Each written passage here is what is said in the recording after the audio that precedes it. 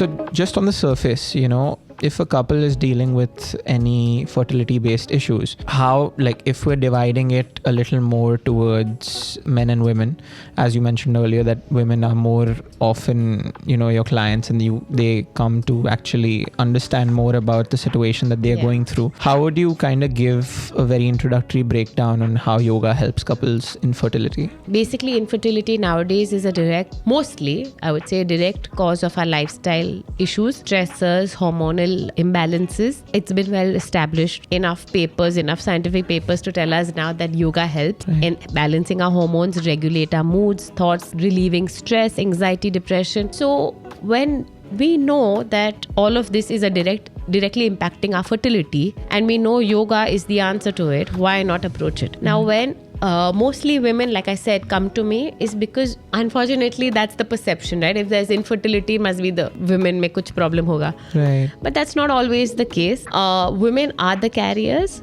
They have a safe space for the baby to grow. So obviously the onus for the development of the fetus is on the mother, but the father's role in conception plays, it's 50-50, right? Correct. So in fertility yoga, we directly know that a lot of our lifestyle is directly impacting our reproductive organs.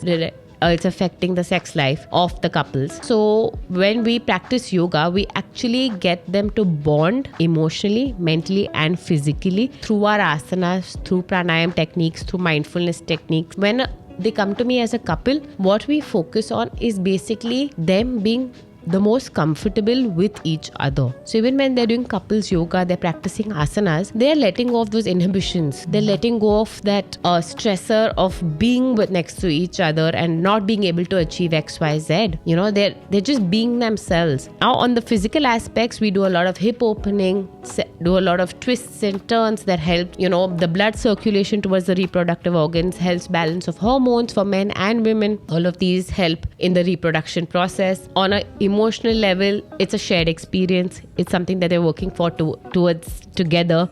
Besides the act of procreating, this is something that they're on a journey together. And they may have come with a definite end in mind, but they're still going to get the benefits of yoga, which is being one with themselves, right? Once they're more connected to themselves, they're understanding themselves better, they're understanding their partner better, their cups are more full, it's obviously going to lead to a better union. And on another spiritual aspect, when they're doing it, their souls are getting connected. They're now with a very purpose of bringing something that is equally both of them into the world, to nurture a love.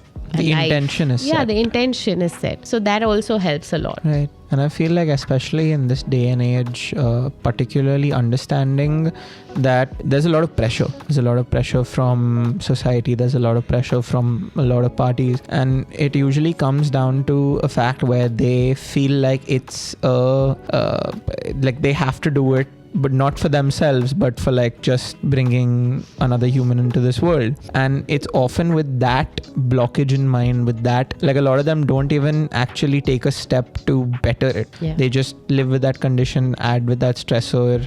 They don't feel like it's worth actually doing something about. And so like, which stage or which point do you feel like this taboo of actually consulting somebody who's like an alternative therapy, like in this case yoga or any other avenue, like do you think that taboo needs to be broken particularly? I'm happy to actually say I think that taboo is already being broken.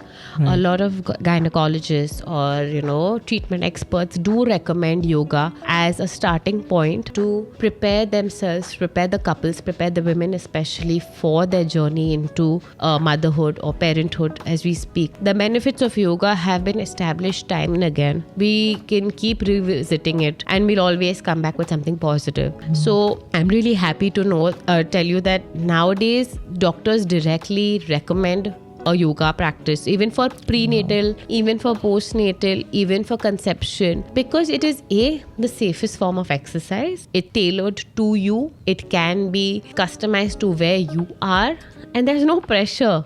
Like we keep saying, there's no pressure there. There's no right and wrong. If you can't touch your toes, doesn't mean you're doing the asana wrong. You're doing it as per your body's ability. The benefits of the twisting exercises that we do. Yoga doesn't work on just your physical aspect that you see outside. It actually works on your organs within. It works on the subtle level. The chakras that we're talking about is subtle. You and I can't see it with a physical eye. But doesn't mean they don't exist. Right. You can't see the hormones, but that doesn't mean they don't exist. So it works on the levels that is beyond the physical. Hence, the benefits are beyond the physical.